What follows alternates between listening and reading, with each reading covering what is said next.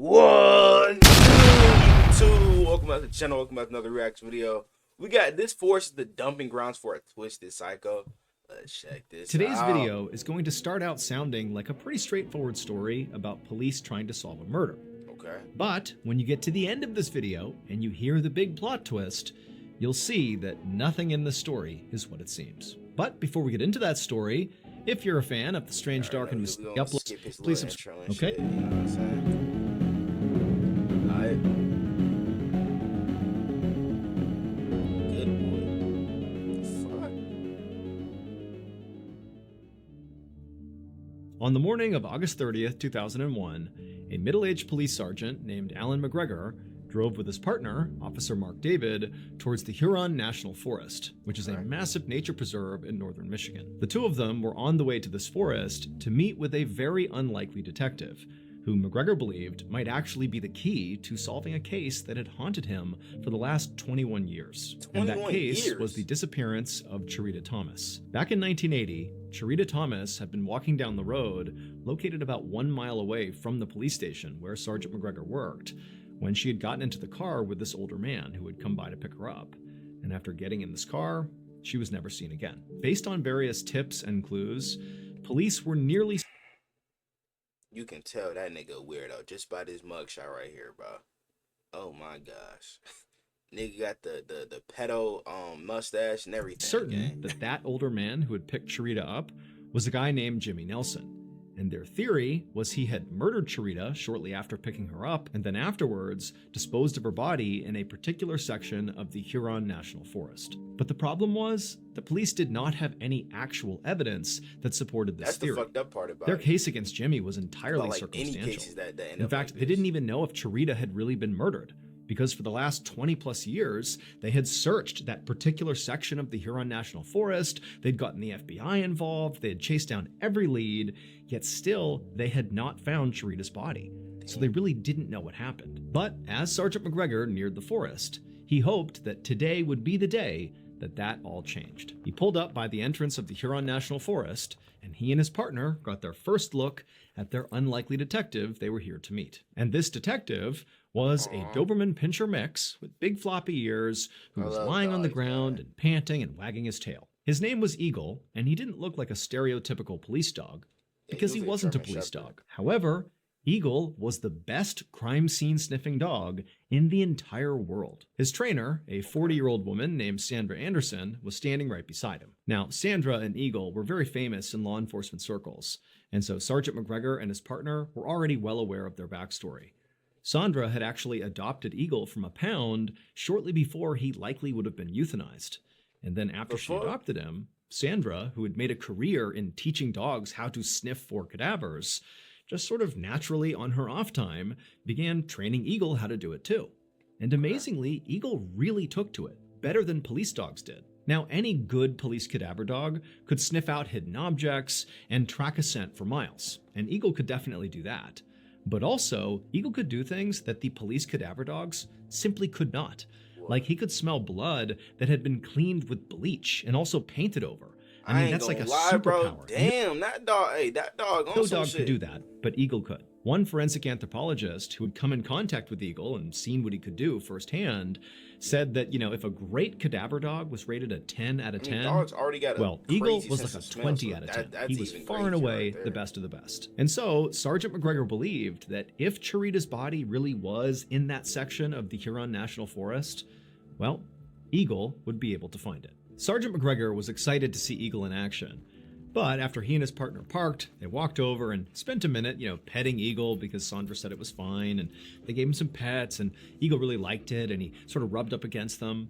But then at some point, Eagle just kind of stopped and looked towards the entrance of the National Forest, like he was ready to go. At which point Sandra said, okay, he's ready to work. So Sergeant McGregor and his partner followed behind Sandra and Eagle as they led the way into the forest towards the section where they had been told to search. And then once they reached that section, McGregor and his partner kind of stayed back on the fringes and just watched Eagle work. And it was incredible. Now, McGregor and his partner had seen police dogs work before, so they were familiar with basically the pace at which these dogs would find something, which often, it would take some time. But basically, as soon as they got to this clearing, They're watching Eagle, and he's sort of walking around, sniffing, looking for something.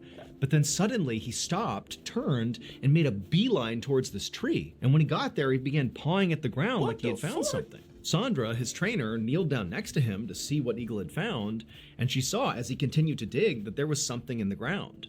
And so she called out to McGregor and his partner, and they came rushing over, and sure enough, Eagle had found a human bone fragment.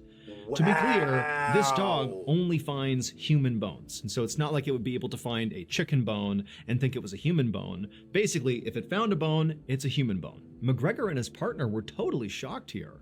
I mean, they had really high hopes for the search. Give that dog a treat, bro, because what the But fuck? to already be finding human remains in this particular section of the forest was revelatory. I mean, not only was it a big deal to find human remains here, but these could be Chiritas. This could be the key to unlocking this 2 decades old case. But Sandra, Eagle's trainer, did not seem shocked at all. This was pretty much par for the course.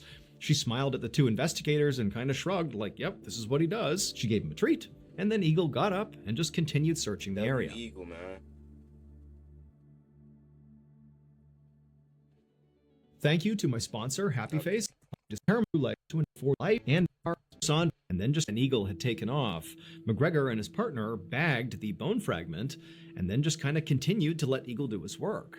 Okay. And over the course of that day, Eagle just kept on finding more human bones. It was truly incredible. And then the next day, when they came back for a second search, Eagle found even more. It was like there were human bones all over the place. However, this was actually kind of typical for human remains that have been left out in the wild for a long time, like they believe Chiritas had been. The idea is, after the body is left there and decomposes, animals come along and break apart the bones and kind of carry them in different directions. There's weather, there's a bunch of things that affect the body that sort of gradually takes it and spreads it all over the place. But as alarming as it was to find this many human bone fragments in such a small area in this forest, at the end of that second search on the second day, McGregor, all he could feel was elation. He felt like Eagle had done the exact thing he was hoping he would do. He had found the remains that very likely were Chirita Thomas's. McGregor thanked Sandra and Eagle profusely for their help, and then after saying bye to them, he and his partner went back to the station and they sent off the bone fragments to the FBI to be analyzed. And then after sending them off, they waited. The analysis would take several months, but in February of 2002, the FBI finally called McGregor. Now at this point, McGregor was very hopeful and sort of expected that these bone fragments would belong to Chirita, but what they actually said shocked him, because according to the FBI, those bone fragments that Eagle had dug up did not belong to Chirita.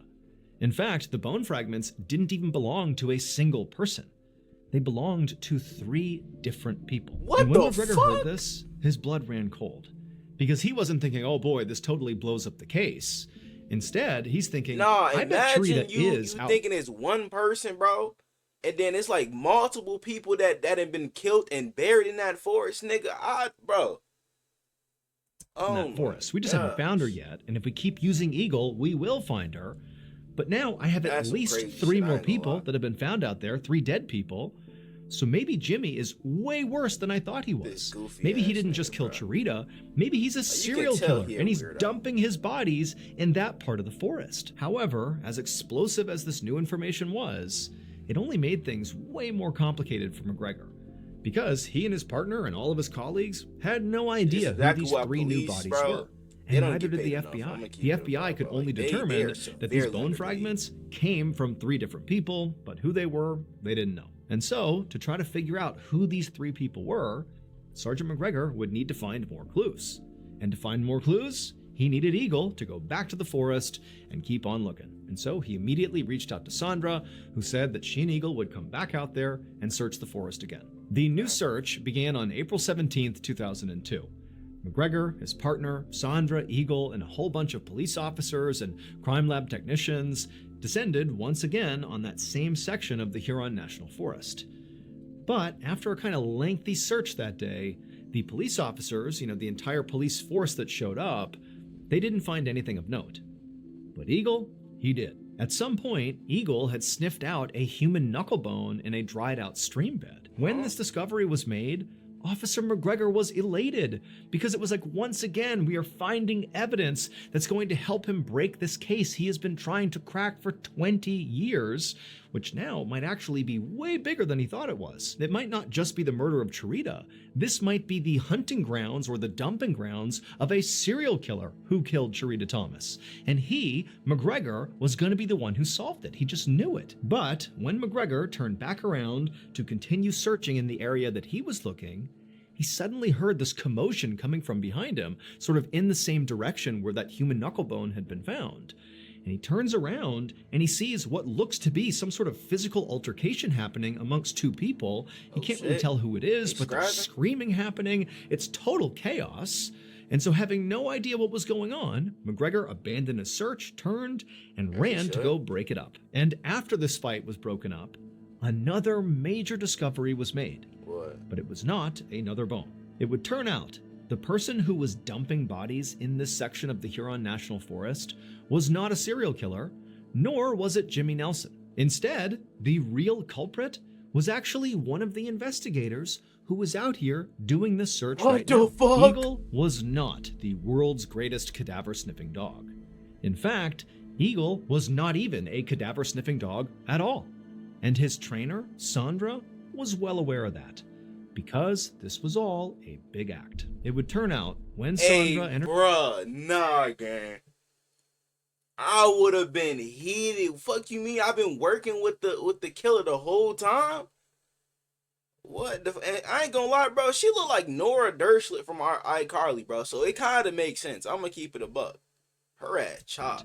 Because this was all a big act. It would turn out when Sandra and her dog were called out to a site to perform a search, Sandra would show up with a stash of human bones tucked into her clothing, right up against her skin. And then once the search began, she would discreetly pull little bone fragments out and drop them on the ground in front of Eagle, who would immediately notice them and alert people to them, making it seem like Sandra and her dog had once again saved the day. Sandra did this dozens of times across dozens of searches all over the country, all because she loved the thrill of watching the police discover her crimes in real time. Sandra had been successfully searching for body parts that she herself had planted for years. What was she gonna do if they found out it was her? So she basically just snitching on herself at that point. Like anybody being remotely suspicious of her. However, during the search for Cherita Thomas, Sandra got caught. Right before that fight broke out on that last search, Sandra and her dog had stepped off to the side and believed nobody was watching them, and Sandra bent down and pulled a bone fragment out of her sock and was about to place it, but then realized a crime lab technician was clearly watching her. She had been caught. And so the crime lab technician went up to Sandra to call her out on it. I ain't gonna lie, bro. That was that nigga first mistake right there, bro. Why would you go up to her, bro? I'm going to tell the cops. I'm gonna keep it a buck. You not finna sit here and try and kill me, nigga. What? Hell no. And so the crime lab technician went up to Sandra to call her out on it. And Sandra, who knew she was caught, began to panic and pretended that she was being attacked by the crime lab technician and made a whole scene about it. That's what McGregor heard when he turned around and wondered if there was a fight going on. I thought she was gonna try to kill the nigga. It was just Sandra, again, being caught red-handed. But as awful as Sandra's actions sound, she didn't actually kill anyone. Instead, during her years-long run of fraudulent searching, she had been stealing pieces of medical center cadavers and using those. Sandra ultimately pleaded guilty to multiple felonies, including falsifying evidence and obstruction of justice, and so she was sentenced to 21 months in prison. After she was caught, the FBI had to go back and reevaluate 50 murder cases that Sandra and Eagle had been involved in. Luckily, though, during this examination, they discovered that in all of these cases, they did not hinge on evidence that Sandra had found. And so there were no convictions that were overturned. As for Jimmy Nelson, he was eventually convicted of Cherita's murder. However, his conviction was overturned. But it had nothing to do with Sandra and Eagle. The evidence used to overturn it was completely separate. And so to this day, we still don't know what happened to Cherita. Are we serious? Her body has still not been found. As for Eagle, nobody was mad at him. And he retired from working crime scenes and got as many treats as he wanted until he passed away peacefully in 2003. Aww. R.I.P. the Eagle. Thank you so much for watching. So we Let me know still what you don't thought. know what the fuck happened to her? So y'all sit here, y'all found like what, 3 different bodies in the forest, and y'all still have not found out what the fuck happened to Sharita Thomas? Oh my gosh, bro. That shit is crazy. And like that's what's fucked up about the whole system nowadays, bro. That most crimes, especially like most murders, bro, go unsolved, bro. Especially for years, bro. That shit terrifying. I'm gonna keep it a buck. But hey, man, shit, I wanna know what you guys think down in comments below. Y'all let me know what other crime videos I'm to react to. Without further ado, I'm out.